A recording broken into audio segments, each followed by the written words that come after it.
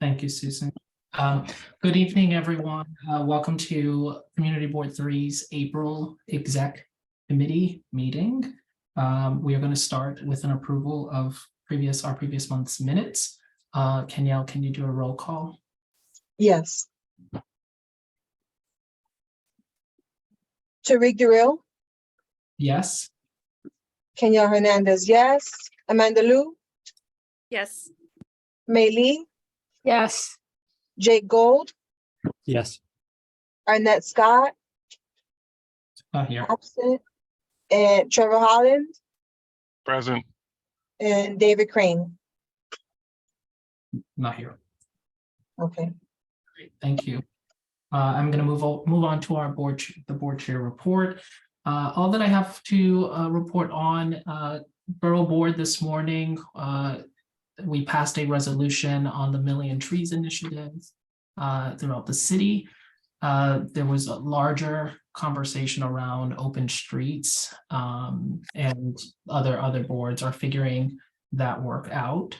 Other than that, that is pretty simple report for this month, which I enjoy. There's a lot on the agenda as it relates to election and other things that we'll chat about for this meeting, but that is my report for the board chair. We'll move on to the district manager. Okay, thank you. The first thing I have is the guidance question I need for the agenda.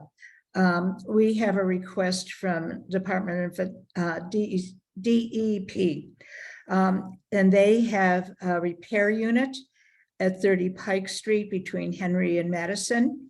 It's a 1 floor, and they're adding the 2nd floor and additional space to the building. And they want to come to the community board to present on the project. I don't know, it could fit under 2 projects, 2 committees. It could fit under land use because it's clearly land use, or it could fit under transportation, public safety, sanitation and environment because DEP deals with that committee as far as subject area. So I just want to know from the exec who wants it, whether Jake wants it or David, or whether you want to make David suffer because he wasn't here and give it to I you. think that sounds really wise, Susan, and I'm going to defer to your wisdom there that the punishment for not showing up to exec on time, the reward for not showing up to exec on time is that is a thing for your committee. I'm happy for land use to take it. It does sound like it probably fits better under the environmental stuff. Like that's not often in my experience, and I might be wrong here, what the kind of land use things that we get, even though it is technically land use. It's not going to really impact us in any way whatsoever. Yeah, so I'm inclined to suggest that be a David thing, but I'm happy to take it if needed. David. Susan, what's the project again? It's the DEP facility at 30 Pike Street. It's a 1-story building. They're adding another story. This is a group that sends out crews to repair water, sewer, infrastructure, that kind of thing. At one time, it was going to be housing, and I think it was decided that couldn't happen. That was years ago. Okay, no, I know the location. I remember when the former council member proposed it as a Proposing. Yeah. Okay. Okay. It's just So interesting they're adding another story because it's already tight underneath the bridge, but okay. David's got it, and Jake, you might get. They're still thinking this first citywide text amendment might be ready, so you'll have a good agenda. Kind of thing. I just want to kind of warn people, the community board's been having a lot of internet problems. Spectrum came out and said there's frequency noise. I don't know how quickly it'll be fixed, but I have gotten knocked out of Zoom meetings for like 20 minutes. So if something like that happens, you'll know why. Just want to tell everyone about the union members, DC 37, half our staff is union, and they're DC 37. They just got a good pay raise. And so we'll be getting revised budget. Hopefully, no one's told us yet if everything is being funded by the city. I certainly hope and expect so. And we will be getting revised budgets, I hope, I hope soon. I'm going to send an email to OMB and ask about it. And then hopefully the district manager raises usually follow that, but I don't know if that's going to happen. So a big issue is a cannabis application. I discussed this with Tariq already. So, you know, we're going to be getting basically two kinds of retail applications. And the first kind, which we're getting now, are for justice involved individuals. And the lack of rules or whatever structure there is applies right now only to them. When the regular retail licenses come, that will be after rules are set. We've commented on rules a few months ago, so those have to be developed. They will come back to us for a comment again, and then the Cannabis Board will vote on them. Then we will start getting the retail applications. So right now, we're just getting the justice involved ones.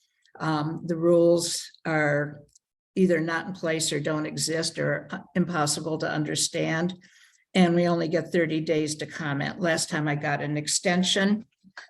So we got on April 10th, we got another notice, and it's for one at 985 Delancey. It is within just barely within 500 feet for a treatment center. The problem is that after our last resolution, we sent this to the InterGov at OCM. They sent it to the chairs, and I couldn't get any answers whatsoever. What's happening? Has it been determined yet? Hasn't been. And they just totally ghosted me and refused to answer anything for a long time. Got elected officials to call and say, talk to Susan. They got on a Zoom with me and said, sorry, we don't know anything, including it either has or has not been awarded. So finally, I had my list of questions, you know, how are they considering our resolution? Can the board, when the board meeting is held and they vote on it, will they discuss the application, that sort of thing? And again, I could not get any answers. I was told there is no procedure, that I know you don't want to hear it, but we don't know anything. So Harvey called the chair of the board, Tremaine, and got all the answers in 2 seconds. So they were clearly just not giving us information. And he was told that a conditional license is awarded and it sits with the OCM office, not the board. And the law does not allow the board to reject it. So they don't, you know, so they clearly are not considering our resolution. I don't know why they're giving us a time limit when they're not, you know, considering it anyway. So when they vote, when the control board votes, they vote on all the licenses on one slate for all of New York State. They don't even show the addresses. They just vote yes, and they're saying that they're required by law to do that. So we now have this other license. They have not gotten an answer to my request for 30-day extension, but I'm wondering what we even want to do with this license. If we vote on it, we have to vote to deny it because that's our position. We voted on a position that we don't want to have, that we won't have anything within 500 feet. Personally, I would say this location is very different. It's a very busy commercial location.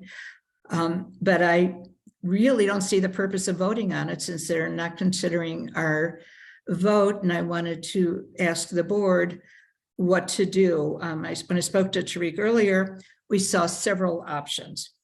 One option is to just not hear it. One, we don't even have time to vote on it within their 30 days. We could hear it to have a relationship with the applicant, but not vote on it. We could vote on it and deny it, which one will not get to the board within their 30 days and won't be considered. Or we can, the last option I could think of was instead voting on a resolution saying that we're not voting because we don't have enough time and our resolutions are not being considered.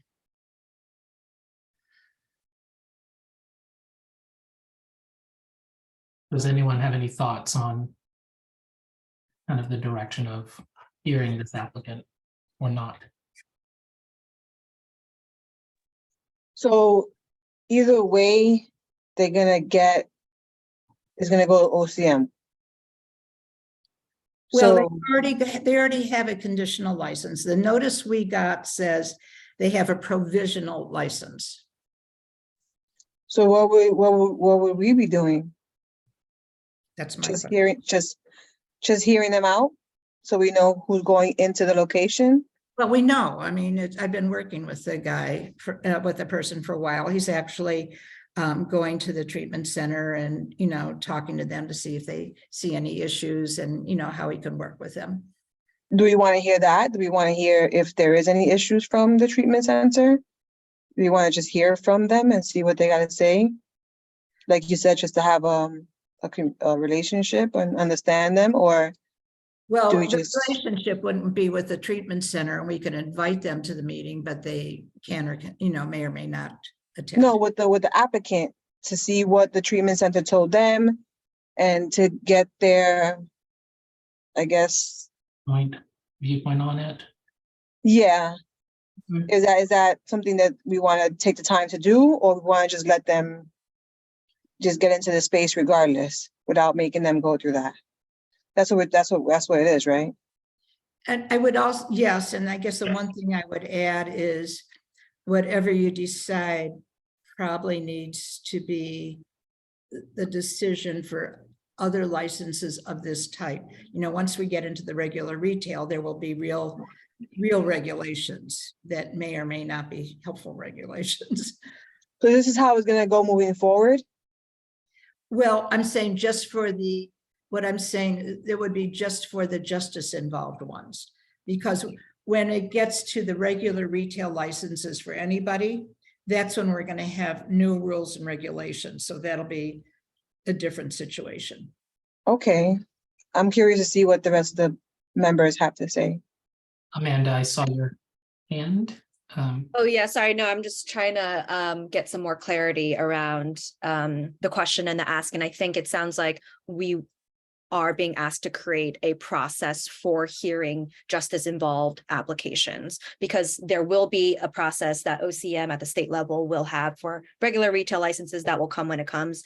But right now we're being asked to create a process, and whether that process is to hear them, not hear them, et cetera, is that That's true, but only the very only reason this is coming up is because our process, our general or usual process of hearing and writing and voting on resolutions is not going to apply here, because OCM is not going to act on our or consider our resolutions. So that's what makes it different. One, we can't do a resolution within their comment period, and it's not going to be considered. So taking that into consideration, do you want to hear them? Do you not want to hear them? Do you want to vote?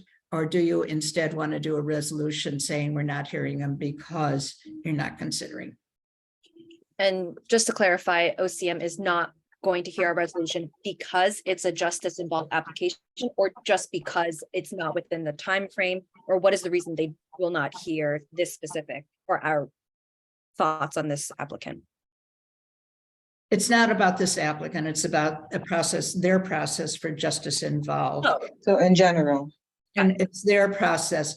And so there's two things. One, their lack of process. This is highly unusual. I'm going to say I've never heard of an agency having a lack of intergovernmental protocols like this. They just kind of rushed it through. The restaurant's playing music too, and it's loud, that one. Pardon? I think, Trevor, I think unmuted by accident. No worries. Keep going, Susan. Okay. This is highly, highly unusual. I've never heard of anything like this. So there's two issues. Why are they giving us 30-day comment period when they're not taking in our comments anyway. Makes no sense. So it's two issues. One, we can't get it within the comment period, and two, they're not doing anything with our comments. So we will be hearing them at the full board or our own, It would be committee. The Cannabis Task Force. oh, the cannabis task force. So it would be just the cannabis task force just hearing them Well, Correct. then it would go to the full board. and then go to the full board. Yes. So everyone still has a chance to hear about them. No, so it's like a regular thing, right? So there's heard the cannabis at whatever committee, in this case, it's the cannabis task force, our cannabis task force. And then they vote, and then whatever their vote is goes to the full board. That anybody can and should go to the committee. So let me just chime in real quick. I think at minimum, we need to hear it. And I understand, Susan, your point. I don't know if it's a stronger message if we say you didn't give us enough time, but I think we can do that at the committee, because the fact that they're not giving you the board enough time is an issue. But I do think at minimum, we should hear them. I agree. I think we should hear them and not, give up that option to hear them. If we start this process not hearing them, then how can we fight to hear anybody else? Could I ask Trevor and Danielle kind of what you're hoping to get out of hearing them? Is hearing them, hearing what they have to offer, what they're bringing to the community, what they're about. And if we don't hear them, then we won't have to hear anybody, and we lose our public, opinion on, even though they're gonna go through. I hear that, right? But we've actually already lost our ability to weigh in because the control board isn't going to listen to us. So I But guess for right now, on these specific applications, which is all we're talking about, is the justice involved applications. So I guess my question is, what are we hoping to get out of hearing them besides hearing what they're about, right? Like, if you're interested in hearing what they're about, I'm sure they'll have a website. You can drop by the store. giving them a chance. It's like we're not To do what? to talk about their business plan and who they are and what they want to bring and why. And then we understand a little more about these businesses coming in as opposed to not knowing anything. It's not going to affect like you per se. If you don't want to come on to the committee, you don't have to hear it. So it's not going to, it was whoever wants to join that committee that day to hear what they have to say. Sure, I I'm heard going that. to I guess- echo that and also add that this is the community board. We hear lots of things we don't vote on. The purpose of hearing stuff is so that the community can hear it. To say Yes. that, well, what are you going to learn, or it's too late? I mean, that's not the function of the community board. Most of the things we hear on committee, we actually don't vote on. We just listen to the applicant or the developer, and we give comments. I don't think we handicap ourselves by saying we don't want to hear something. I mean, I Agreed. know I expressed that before. I just don't know why we wouldn't want to hear anything unless we think it's a complete waste of time. But hearing about this, because it's a new process, helps us as a community board and helps the public understand what is going on. So I guess I'll register, and it sounds like I'm outvoted here, and I also don't care all that much, so I'm not going to die on this hill. But I just want to register that there are plenty of new businesses that open up, plenty of regulated businesses that open up that we don't give an informational hearing to, and query whether when a bookstore opens on my block, if that would be worth having a hearing about. I know that It's a different topic. A bookstore is not impacting the community the way, a cannabis store coming in would impact. We want to hear what they got to say. If they fall under regulations and they don't do what they got to do, then maybe we understand better. A bookstore and cannabis is totally new. And, legalization of it and it coming, it's a whole new industry and it's a whole different world from a bookstore. Yeah, and I can't smoke a bookstore. And if we had a bookstore committee, I think it would go to the bookstore committee. We have a cannabis committee. Let's send it there. Sure. I think I just wanted to register that I'm questioning the merits of the cannabis committee in the same way I would probably question the merits of a bookstore committee, but I'm not going to die on this hill, so I'll stop. Thank you, Jake. Go ahead, May. Oh, no, since I think this one is supposed to be near one of these, near some facility, right? Pardon? Or this one that's coming up is supposed to be close to some other facility It's for, on it's Delancey? 400, yeah, it's 408, I think 87. So our position is, that, we don't want any within 500 feet. Yeah, so I mean, you already set up a time for the meeting. I see it on the agenda. But yeah, I think we talked a lot about it at full board or some other meeting. I recall that people did kind of want to hear about these things. So I mean, I don't think it hurts. I know it's another meeting, and I think that's a meeting I have to go to, but yeah, I think people would be interested. Thank you, May. And then it sets a precedent, I guess, for later, if they set up a process for the other dispensaries, That will so we'll definitely, learn by experience. Yes. Trevor, go ahead. Just one real quick, who's the chair of the cannabis committee? Heidi Schmidt. And she's not obviously on the call, correct? She is not on the call. but she Because knows. usually that would go to the chair, meaning you and the chair of the committee, to figure out whether, it needs to go. I mean, I hear things all the time about whether it should go to park. So I don't know how much longer we want to discuss it, but I think it should go to committee.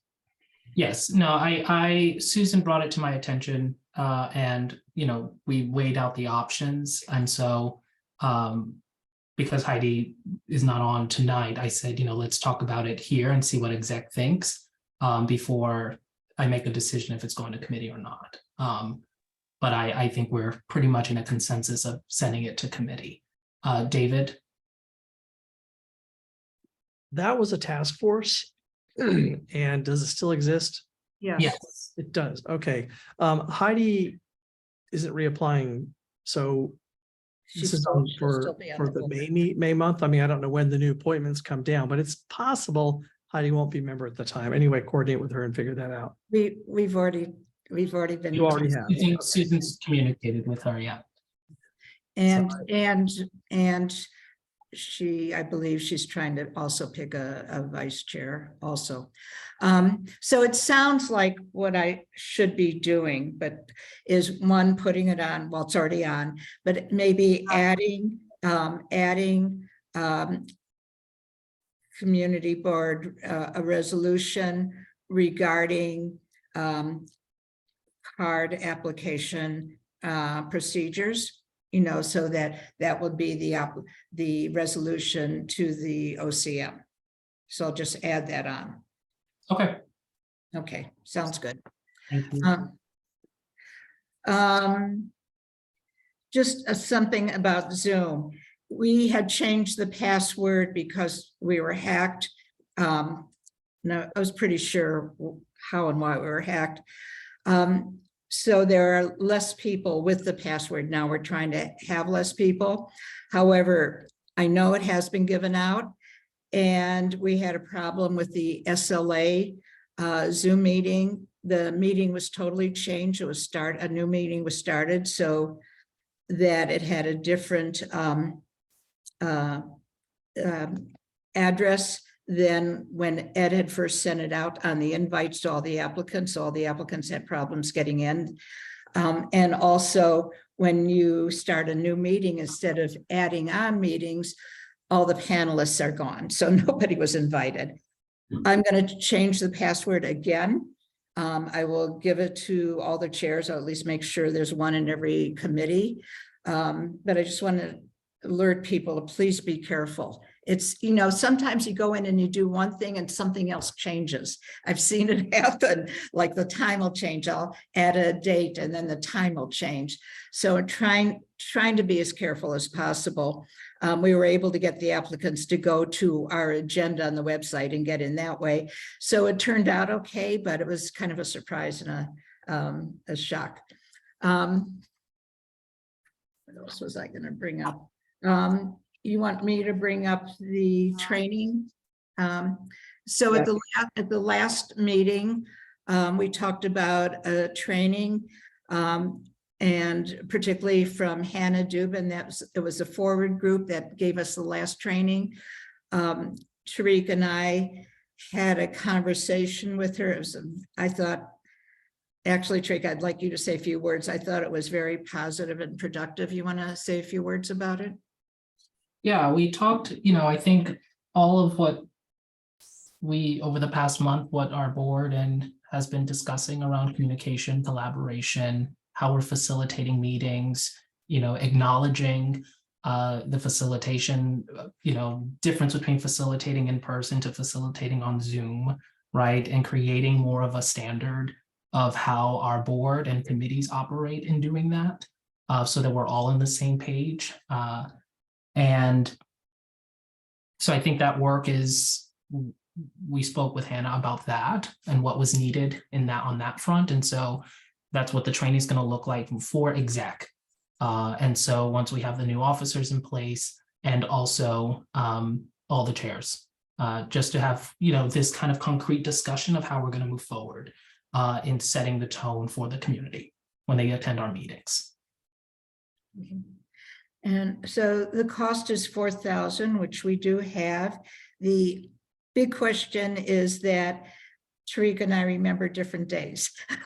So I thought we were doing it at our next exec, and Tariq thought we had set the date of April 25th. And I just went through the emails. It's not in writing. So I will get the correct date next tomorrow. I'll try and do it tomorrow.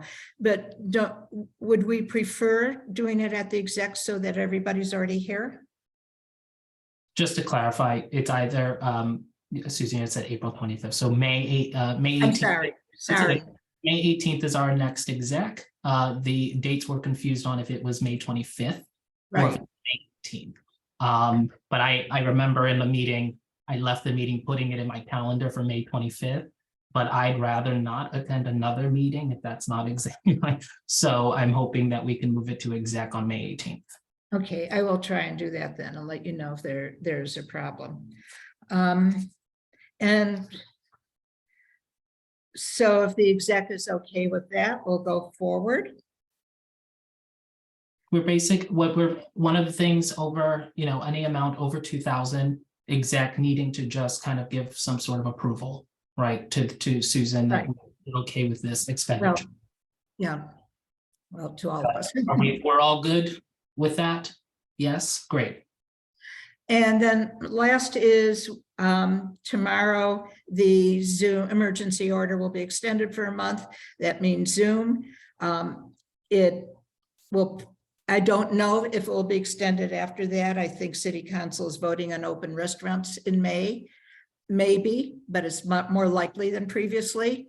And I think we need to decide whether there is an emergency order or whether there isn't. Do we want to have the next full board, which would be after that date, I believe? Do we want to have it virtual or not? Yes, it would be after that date. Do we want to have it virtual or do we want to have it in person? Even if it's a day or two after the order expires, I'm going to say I personally have no problem just scheduling it on Zoom. Is that the June full board? May, we're talking Oh, May. May full board, okay. Because it'll expire, like our meeting is the 23rd and it'll expire like a day or two before, if it expires. Do we want a Zoom meeting for full board in May, or do we want to come in person for full board in May? Thoughts? We have elections. Elections are on Tuesday. This Okay, Tuesday. okay, so there's no elections in May. No No. elections in May. When are the new members coming in? We are don't, hoping, I was at Borough Board this morning. They're hoping kind of early May, they'll know. So we will probably get notice probably mid-May. Would you like the new members to come to an in-person meeting or a Zoom meeting? It's their first meeting, their first full board. When you put it like, I'd rather them come to an in-person meeting, as that for me, I joined virtually. So that didn't help. So I would love an in-person, but I also am all about shared leadership. So I would love to hear everybody else's thoughts on it. David, I see your hand. Personally, I can't wait until the entire world is back in person. I I'm not sure what to say. We need a plan. We need to understand. Yeah. How we're going to start dealing with when this goes away. Are we going to have hybrid or not? And maybe that's a larger scope than what you want to be talking about right now. I think we can definitely, I think it's something we should revisit in some way. I know I was speaking to Community Board One's chair. They are in hybrid, so they do all their committee meetings virtually and then in person full board meetings. They've been doing that since over the past year or so now. So I think it is a conversation that we should have.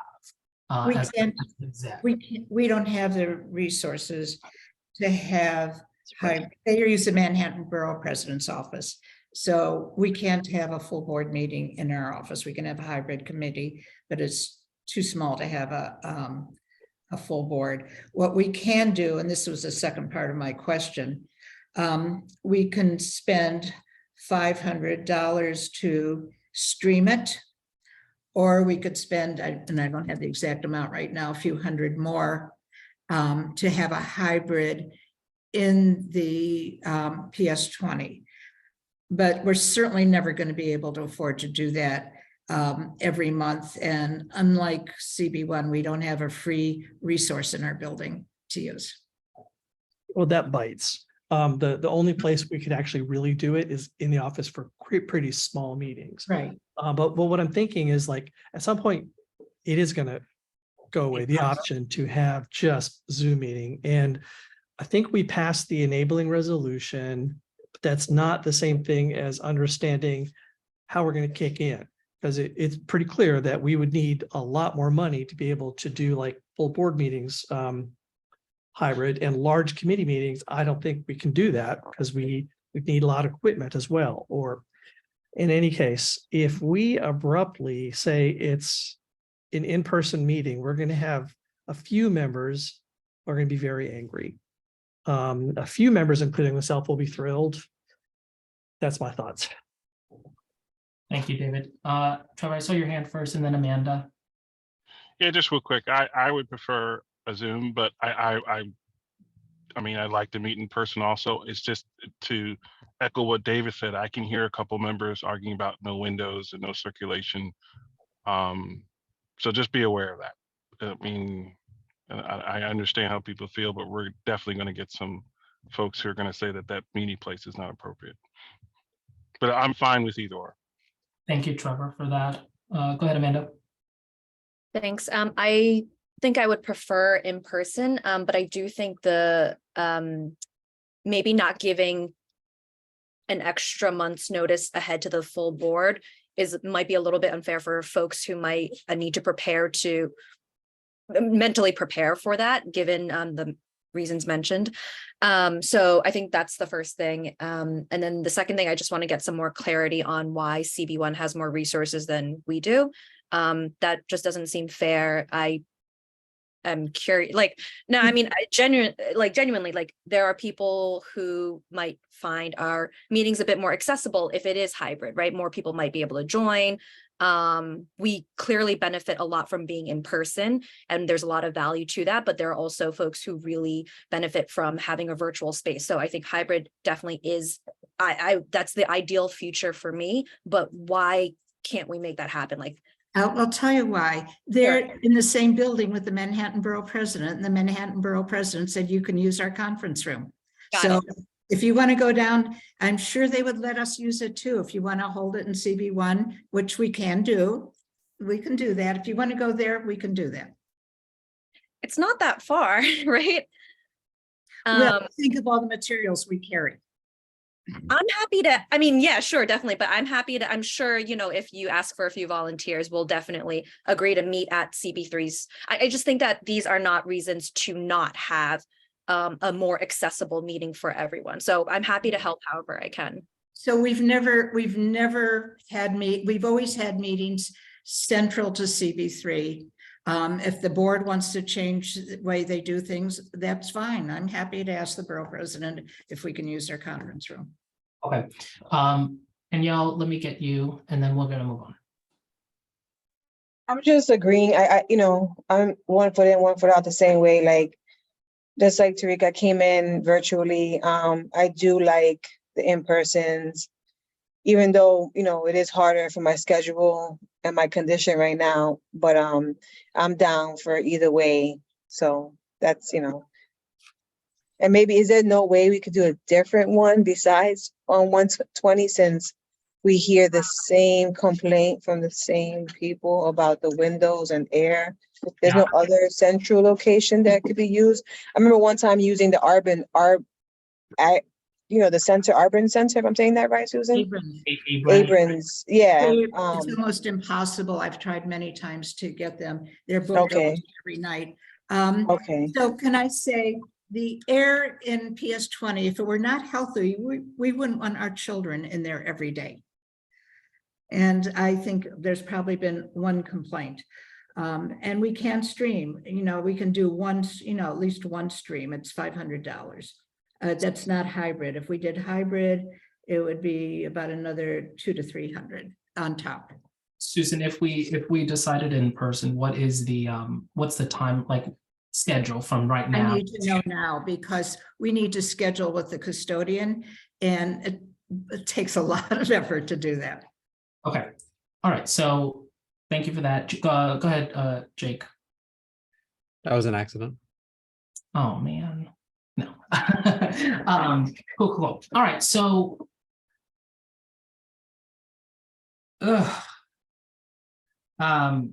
I am also leaning towards an in-person meeting, especially I'm thinking we're going to get the new members in. So Susan, let's work on this and figure this out for May. And then after Tuesday, once the executive officers are also in, I think to David's point, I think having a larger discussion on how this board is going to move forward. And the resources that we need to bring in to support the work, Susan. So I hear that as well. Trevor, go ahead. I'll be quick. Susan, what's the impact on the budget for a one-time stream? I know you said 500 or 7 or 8. If But we, what's the impact? 'Cause it seems like that might be a solution. we can do that. So that would be for May. We could do that one time. Don't forget, when we used to have the meetings streamed, Margaret used to pay for 6 months a year. That's why we were able to do that. So I have the money now to do one time this fiscal year, which ends in June. So we could do that in May if you want. Right. And I think if there was one time to do it, that might be the opportune time to do it. Okay. So that would be hybrid. Then you would want to do a hybrid meeting for May. Because I got to book this stuff, you know, every community. Yeah, I'm not suggesting. Yeah, I'm not suggesting necessarily what the chair should do. I'm just saying that might be a way to address the whole why I can't go to a meeting, and just preparing for that to offer the hybrid just for this meeting. Yeah. Thank you, Trevor. David, I'm going to take you last, and then I'll move it. The one time we did hybrid, that I participated in a hybrid meeting, it was very difficult. I agree, hybrid is wonderful for especially the public to be able to participate. And streaming a meeting, which is not what we're talking about, then you can view the meeting, but you can't participate in any way. So for hybrid, how will that work at this meeting where we had, let's say, 10 members did participate remotely? What does it look like at PS1? Mark, the person that we pay would bring all the material, all the equipment. So there would be a large screen up with us, maybe on the stage or something, and we could like turn and look at the person when it was time. All right, well, it's gonna be really hard to see whose hands raised and so forth. Okay, it'll be fun. We will have officers in place to figure it out too. So that'll be good.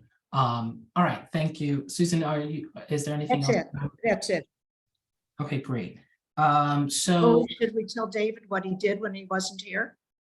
oh, David, you have a reward. You got a reward for being late. Oh, good. Thanks to Jake. Jake, you want to tell him, Jake? Susan, why don't you got a present, David? I offered you a present. So we have an agenda item. I didn't know whether it should go to which committee it should go to, transportation, environment, or land use.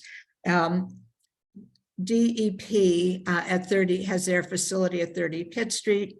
It's a one-story facility. They're adding a floor. They want to present to the community board, and it's a land use item, so it could go to land use item. It's about DEP, so it could go to your committee. And so in order to decide which, we decided since you weren't there, it was going to your committee. Okay, that sounds fun. Thank you. Thank you, David. Is there a 500-page document I can read? Great. Try and get you one. Being a good sport. Thanks, David. So on elections, we have an uncontested race. First vice chair, Andrea Gordillo. Second vice chair, Eric Diaz. And secretary, Laura Lugo. So those were the three that were nominated. And those are the three that accepted the nomination. All right. That's that report. What we need to talk about, David, I wanted to get a sense from you is when it is uncontested, do we do, the Google form just to be able to record everyone's vote, or do we do a roll call vote on if it's uncontested? Like, how should we do the voting for this on Tuesday? We do a full vote, and it can't be roll call. It's going to have to be either the Google form or a written ballot. No, it doesn't. It could be roll call. I think it can Be done as roll call.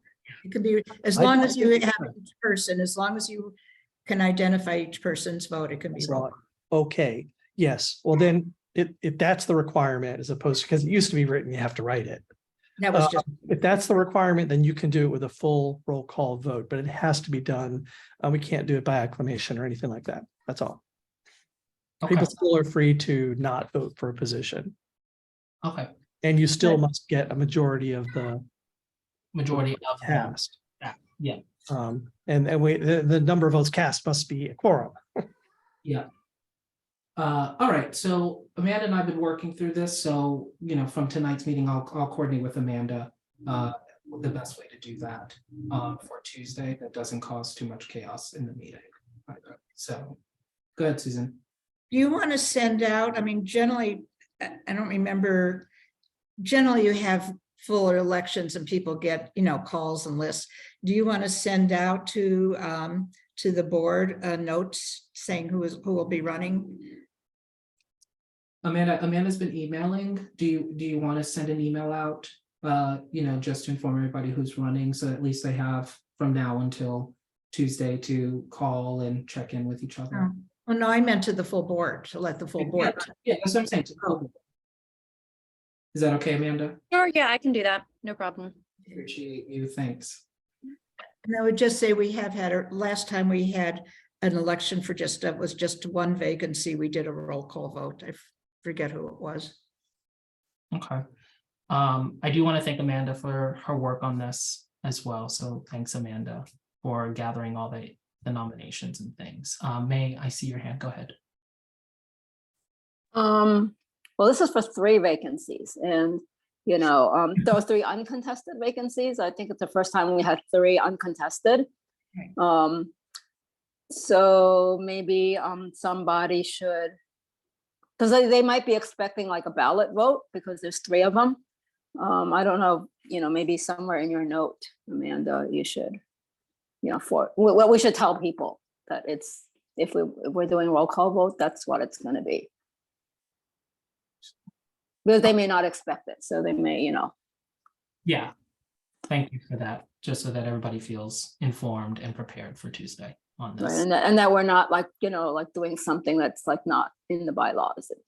Yeah. Like we don't want to be challenged in the middle of the meeting. That would be just take a lot of time. I don't think our bylaws say anything that it has to be. No, it actually, it's falling under like special election kind of thing, so it kind of falls away from the regular Okay. all the procedures. Okay. I'm gonna go to Amanda for our attendance report. Thank you, Amanda, again, for taking this on for this month. Doing the second vice chair role that I'm not in anymore. Thank you. No problem.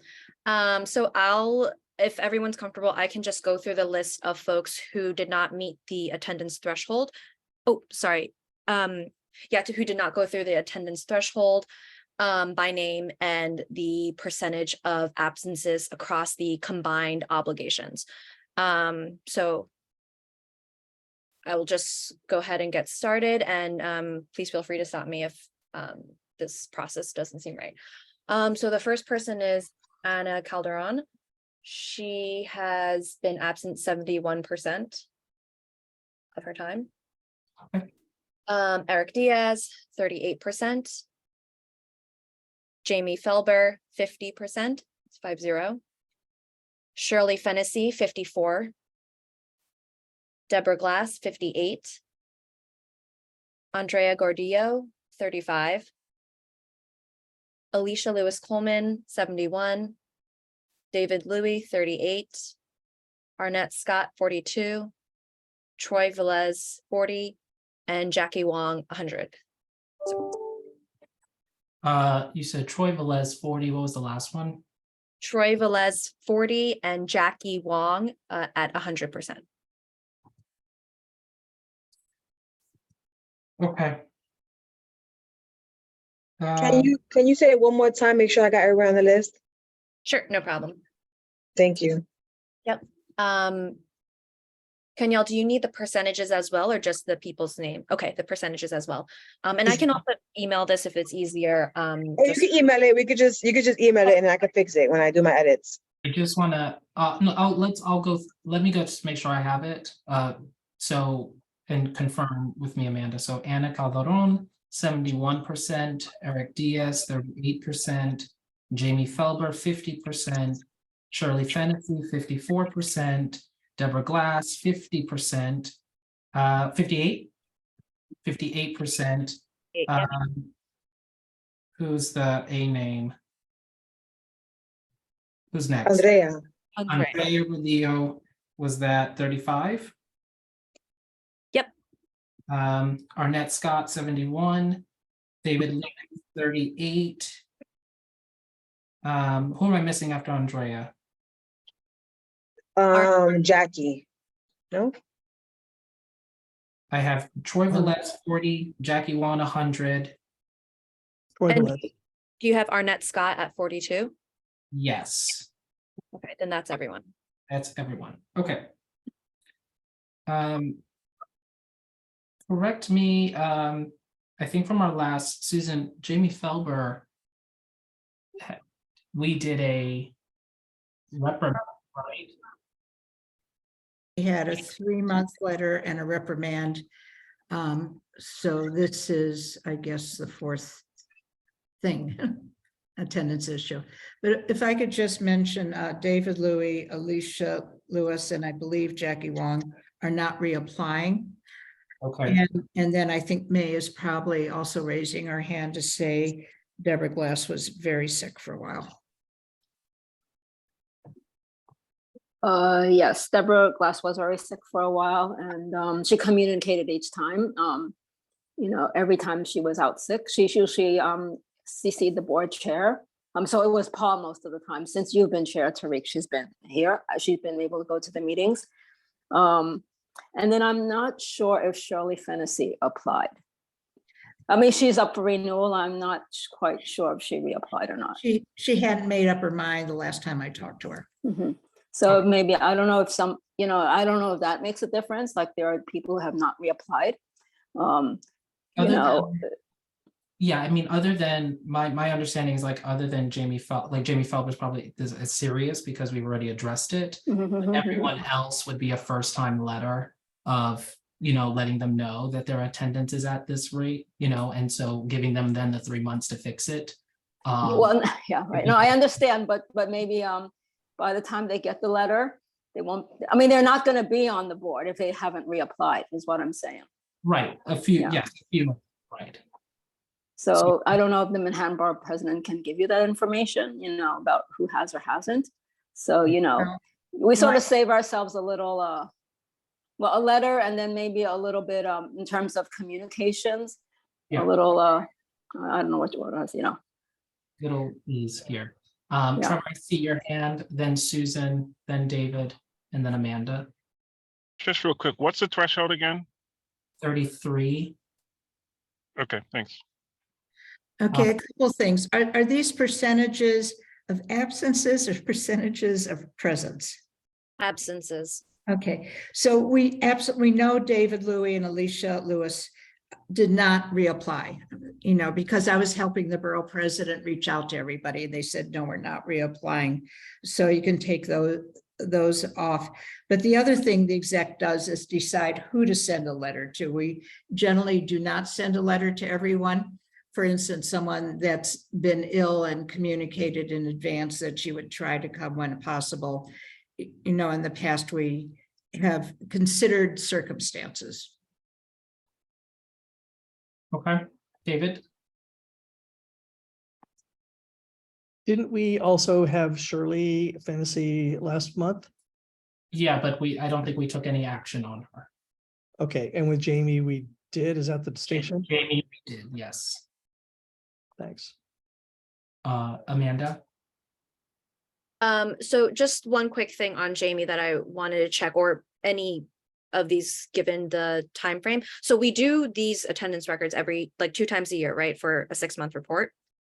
So Yes. the last time that we sent him a 3-month report, that overlaps with this date range as well. So I just want to be cautious of the math there, because it's not like statistically the math won't write itself to go under 33% until after a certain threshold. Does that kind of make sense? But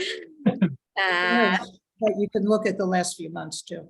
Yeah, exactly. So to that point, if we did the 3-month letter in December, this date range is from October to March, right? So it's going to overlap, and it's going to not ultimately, because the number is so low, you're going to need more frequency of meetings in order to get past that 33% threshold. Yeah, no, I think the letter, I now hear what you're saying. The letter I think Jamie received was after, so the first October, he then had the next 3 months to fix, and it didn't get fixed.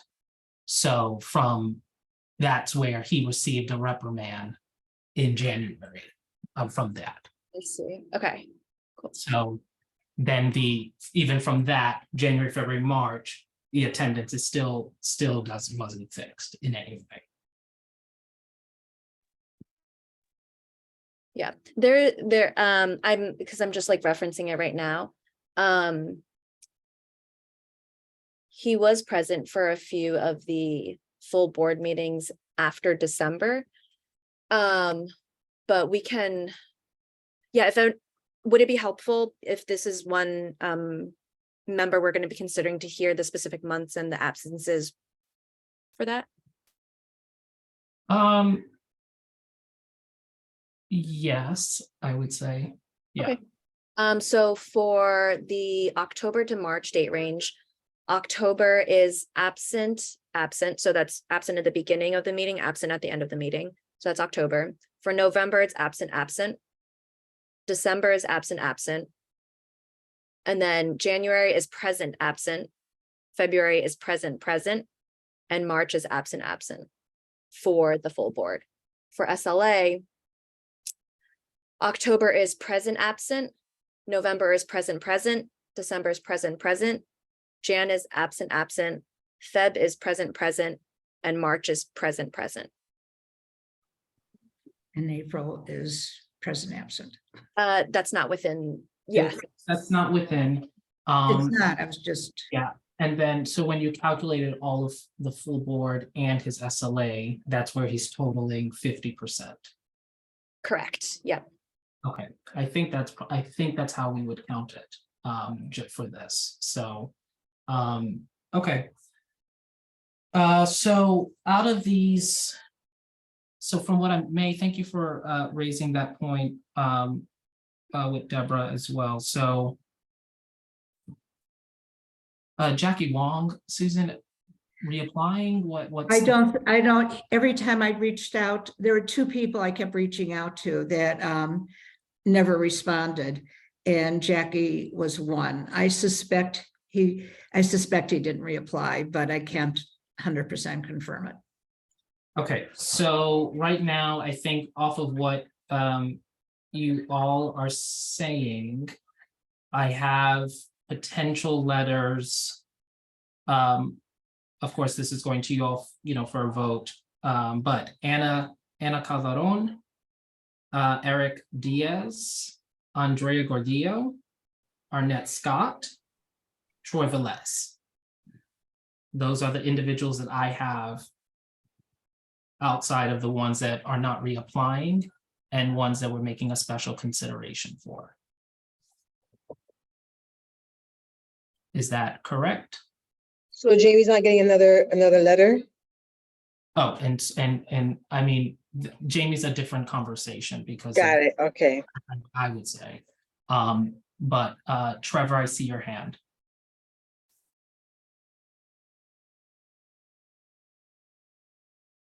Sorry. You're good. Oh, no hand? Okay. So Susan, go ahead, David. I'm sorry, so the list again, I think I have 7 listed here. So Ana Calderon. Yeah. Eric Diaz. Andrea Gordillo. Arnett Scott, Troy Velez. So I have 5, and then Jamie Felber is one that we also have to consider separately a bit. So Shirley Fennessy is not on the list then? Is that? I don't think we're sure if she's reapplied or not. So Okay, so should we add- Jackie and Shirley are on the probably didn't reapply or something. Shirley said she hadn't made up her mind. Jackie never answered me. So I Right. think Shirley's 50-50. What are your thoughts, David? Well, I mean, there's no harm in reaching out to them. At which point of the process is that? We've noticed and we want you to correct this because we're going to reevaluate in 3 months. Is that the point we're at?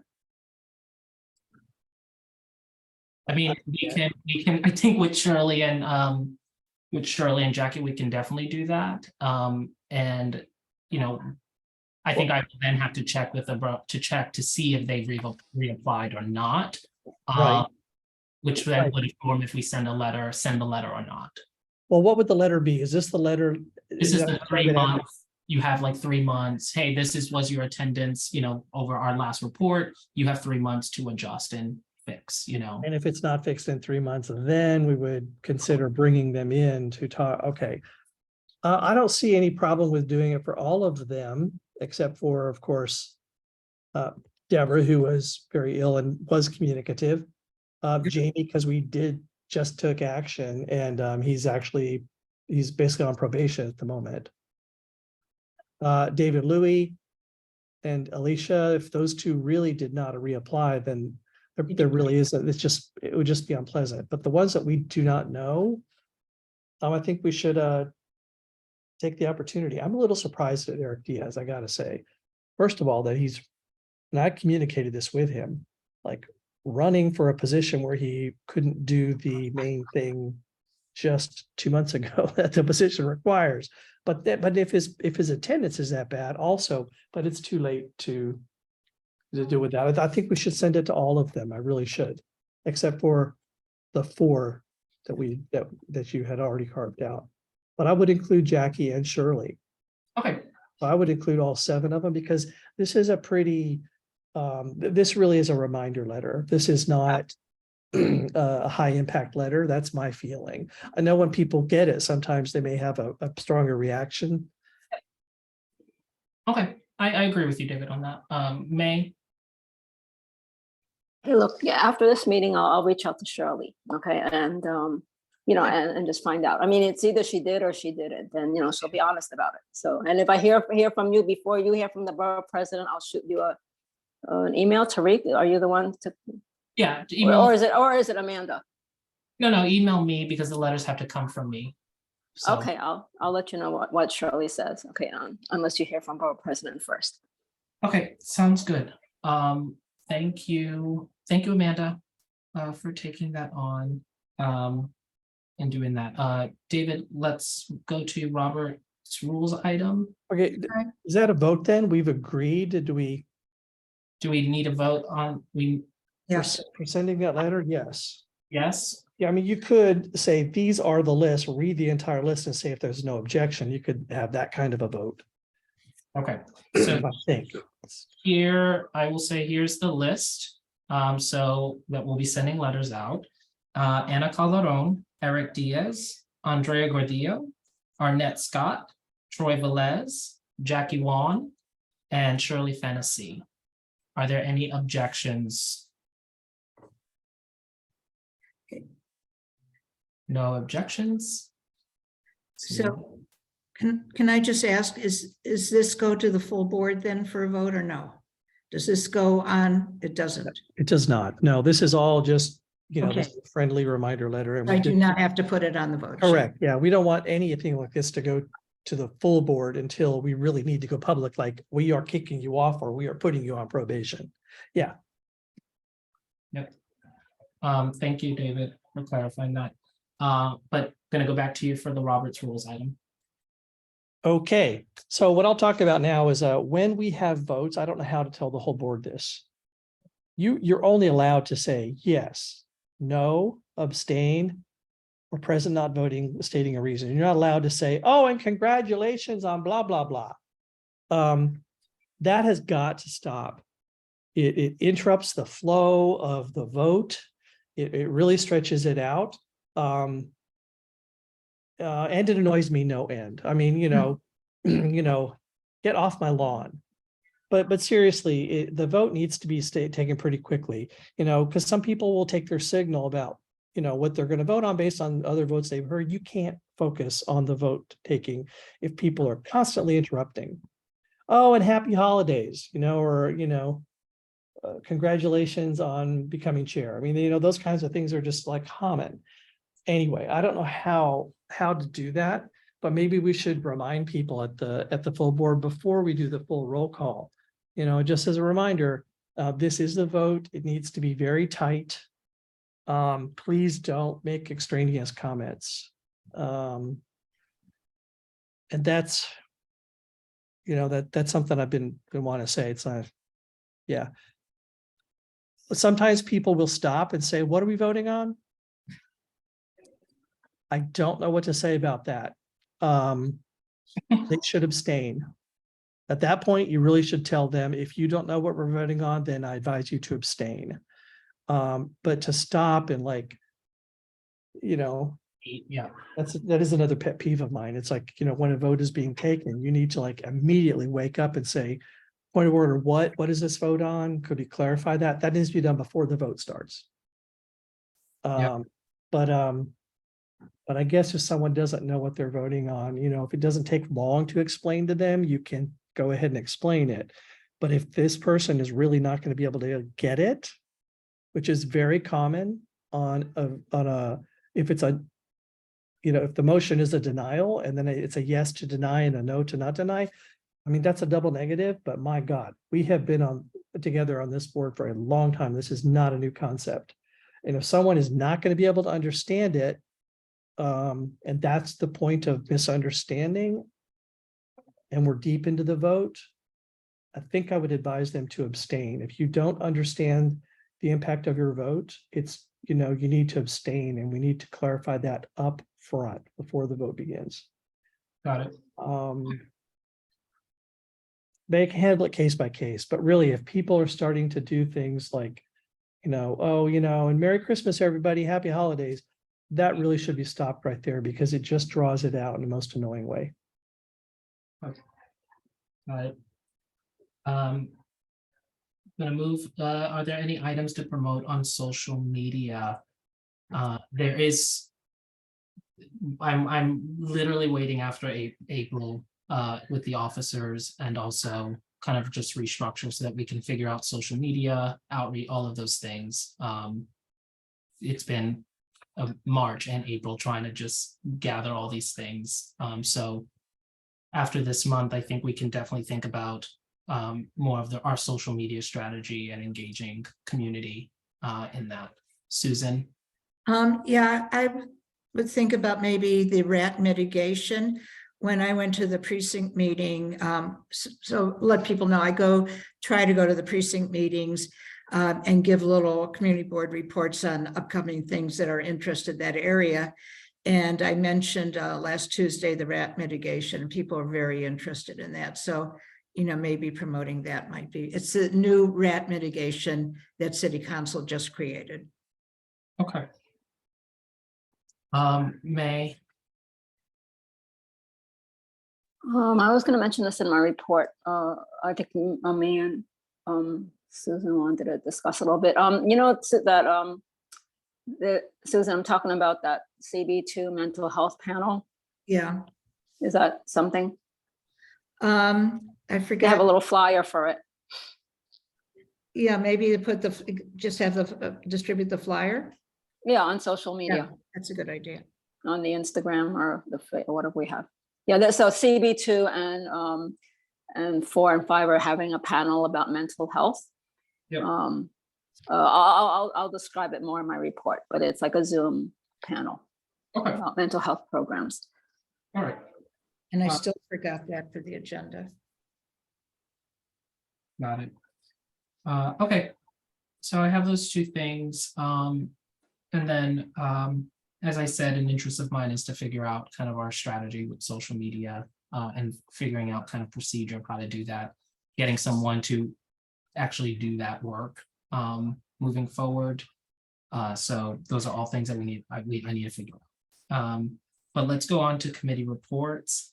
I'm kind of leaning to David and Amanda and Susan on this. Anything that I need to know before Tuesday around SLA?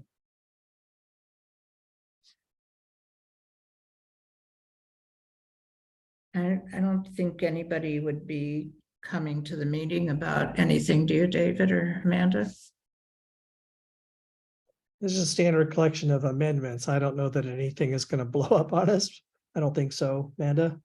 Yeah, I just have to remind myself of the last, I don't think this would come up, but the withdrawal for Sunday to Sunday. Let's describe that one, Amanda. Can you? Sure. It was both a combined alteration and an upgrade.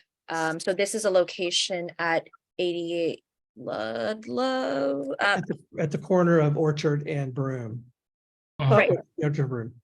Yeah. And it operates as a restaurant with beer and wine currently, and it was seeking to upgrade to extended hours from 11 p.m. to midnight, then upgrade from beer wine to OP. And I'm trying to remind myself of how we ended with that. Well, I know we were on the verge, if I can jump in, we were on the verge of doing an outright denial because it was putting in a full liquor license, or there never has been, at an intensely saturated intersection. And he is not interested in coming back just for an additional hour. He made that clear 3 different times, and at the end we actually offered to him one more time. It's like, if you really just will stay with wine and beer, but the fact is he says he can't stay open after 8 p.m. when it's just wine and beer. So anyway, it is an outright denial because of oversaturation reasons. I don't think it'll go anywhere beyond that, but there was another applicant that did decide to withdraw, right, Susan? Yeah, If I could give some explanations. First of all, the Sunday to Sunday, the lawyer called me this morning, and I explained that the applicant, because we had mentioned that there are only 3 valid signatures, thought he could come back and show more support. And I explained what David just said, that the denial was not because of the support. It was strictly because of the oversaturation, and that the committee voted because of oversaturation. And I also said that if he still wanted to apply for that extra hour, the committee had expressed that they did not, that they didn't have objection to that, and we could still do that administratively since it would be by midnight. So I don't know if the lawyer, I think the lawyer is going to speak to him about that. But he understands, the lawyer understands what happened, and will be explaining to the applicant. The other application that was kind of ended in a non-standard way is the applicant on 9th Street, who did agree to withdraw because he was about to be denied because there's no public benefit at the meeting. And if he just does a beer wine, he can do it administratively. And so he He's said he done would withdraw. He's Did he done it. withdraw? He withdrew, and he sent in his administrative approval request. Okay, so I don't think either of those will come up, except for perhaps for conversation, but neither of those are going to blow up. But those are the two that were not pretty cut and dry. I mean, meeting took a long time, but it's SLA. I hear, yes, and we'll discuss that offline too. Okay, sounds good. Trevor Parks, Yes, we didn't have any resolutions, just an update on the current flood protection. you said the current what? Flood protection plans, Oh, but okay, no resolution. okay, thank you. David, transportation, I think nothing's going to be terribly confrontational. We did an interesting co-naming for Francis Golden, who's an old-time, old-timer in the neighborhood, and a bus stop application that there may be an amendment to that. We did it as an approval, but asking them not to put it directly at the corner. Anyway, it'll be fine. The full board over. okay. Meili, Health and Human Services. We don't have anything to vote on. We had a couple of interesting informational presentations last month. One was about smoke-free homes, and the other one was from an organization called Freedom Agenda, and their agenda is to close Rikers Island. It's mandated to close by 2027. I mean, it's a legal mandate they have. The city has, but there's an organization that's working on a lot of issues related to that. So, but there's nothing to vote on. Upcoming, we have. I mean, you see our draft agenda, but Susan, there was something we wanted to talk about. Was that CB245 thing? Well, I just forgot to, after all our conversation, I just forgot to put it on the agenda. So I just marked that down. And I haven't heard back from Eric, so I still don't know who we have as a speaker. Okay, so the CB24, was that it, or was it more like how they were doing it? And then the thing about what they were asking us for these participants? They recommended one of the board members come, but I didn't know, I didn't really, to be honest, didn't see the value in that. If you're going to be part of that, you're going to be part of it. And they're asking us, they're actually sending an email to you, Tarika, and me, saying that we should pick 2 to 3 of us to attend. But I don't see the value of having someone from another board come and speak to us about, something that we're part of. And as far as the experts there, they seem to not have expertise in mental health programs, but maybe just in the intensive medical treatment program, which is not what it's not the only thing we're asking about. I did text Eric and I haven't heard back from him, so I will try and follow up on that. Okay. Because he asked if even someone from his office could come. Yeah. So just to what I mean, the other people don't know what we're talking about exactly. So CB2, 4 and 5, 2, 4, and 5 want to have a forum, a panel discussion about mental health, particularly programs that could be implemented fairly quickly. So their original idea is that, all these community boards will vote on a resolution to support this ask for these programs all at once at this one meeting. So logistically, that's not easy to do. I think one of the community boards can do it and actually make that panel discussion part of their meeting, so they go into business or something after the meeting. For us, what we would do is listen to what they have to say and then bring the item to our May agenda and have a speaker. So we don't even have a speaker for it yet, but we're looking for one. And there are different possibilities. But the other thing they're asking is, which some of us got the email already, I don't know if you did, Tariq, is that they're asking, the way the panel is going to run is there's going to be a presentation and then a round of Q&A, 3 rounds. So what first round is the organizers, the second round is some other community boards, and then the third round is like CB3 and 6, I think.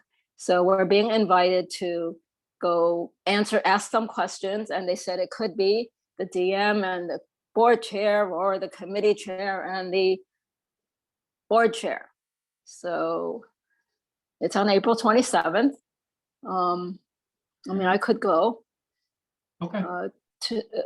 Tariq, would you like to also go, or maybe just me and Susan, or, in terms of asking the questions, being in that third round of, so we'll be brought up as panelists and we'll ask some questions.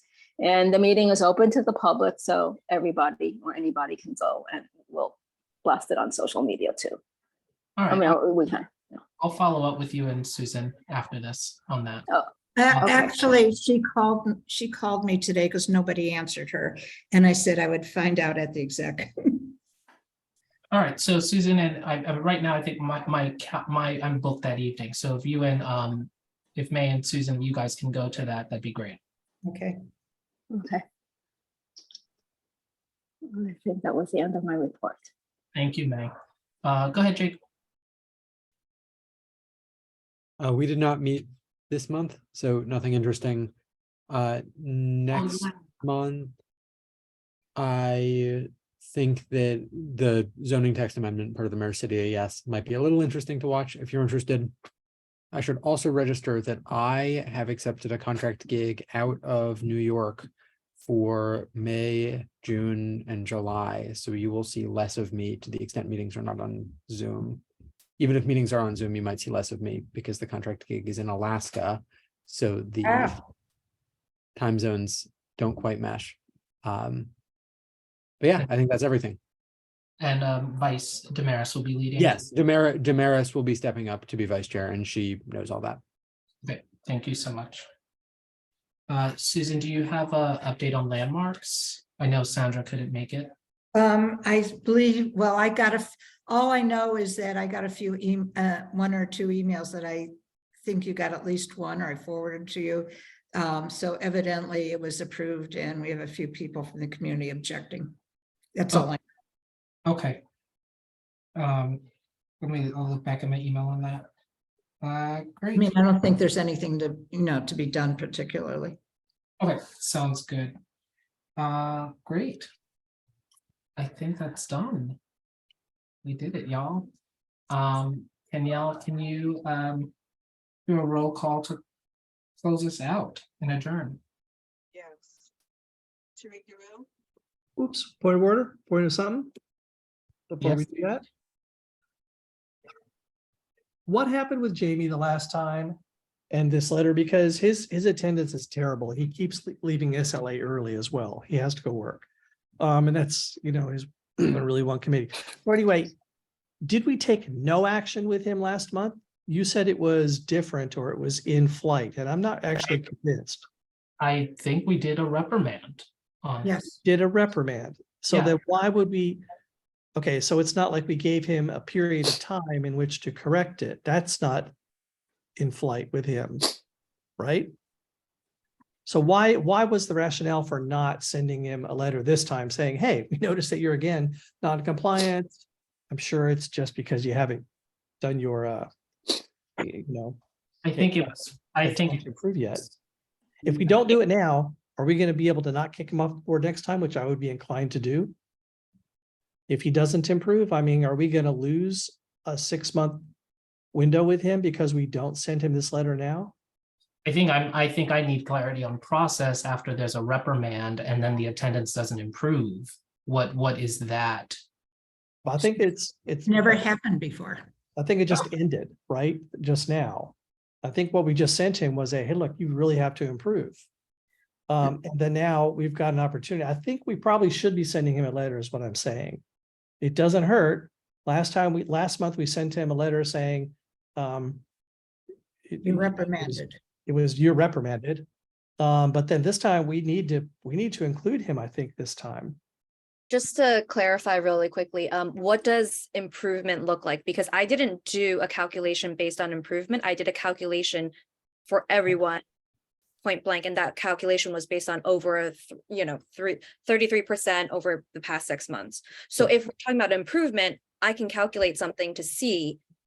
Well, we need to, at this point in the cycle, it's really just, have you met the threshold? I don't know, if for improvement, well, I mean, maybe if we're trying to decide whether to send to a particular individual, I actually think, Tariq, that we should send him this. I mean, geez, we decided to send it to Shirley, who we didn't think her situation was warranted a reprimand. And now we are sending her a letter. Well, his situation did warrant it. I think we definitely need to send it to him.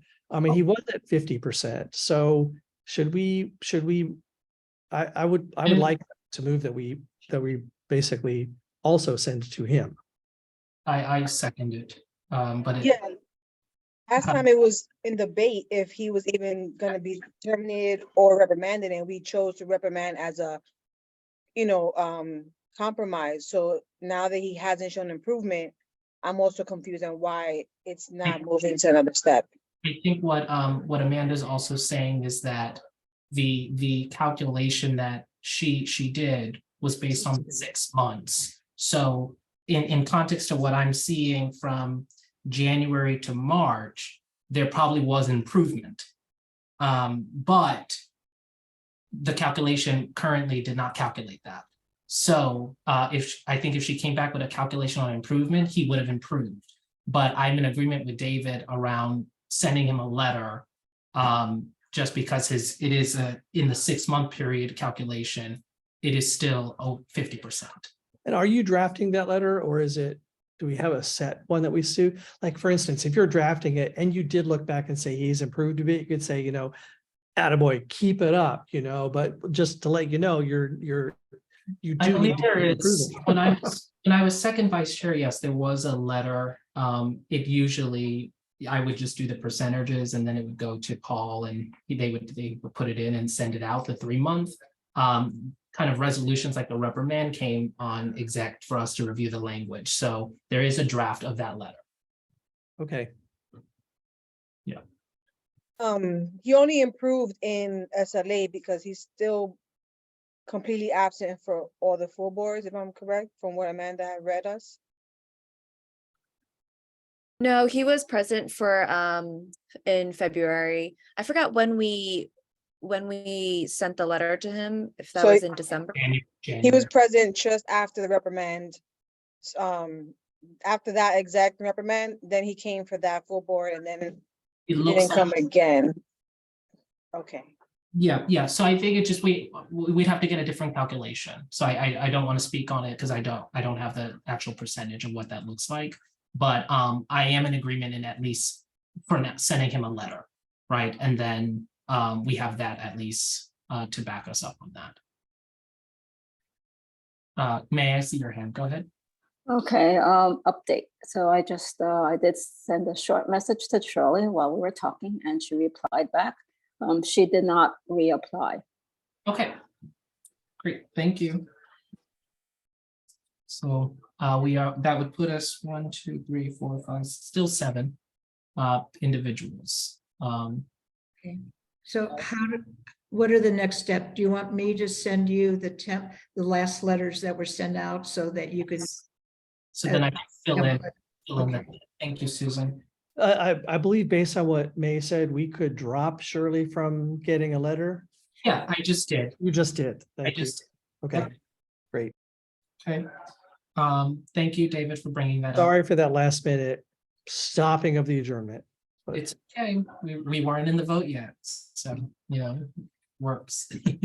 All right, Danielle, let's do roll call to adjourn. Okay, so Tariq Darrell, Yes. Kenya Hernandez present, Amanda Lou, Yes. Mei Lee, Yes. Jay Gold, Yes. Arnett Scott, absent, Trevor Holland, Yes, present. and David Crane. Present, such a little button.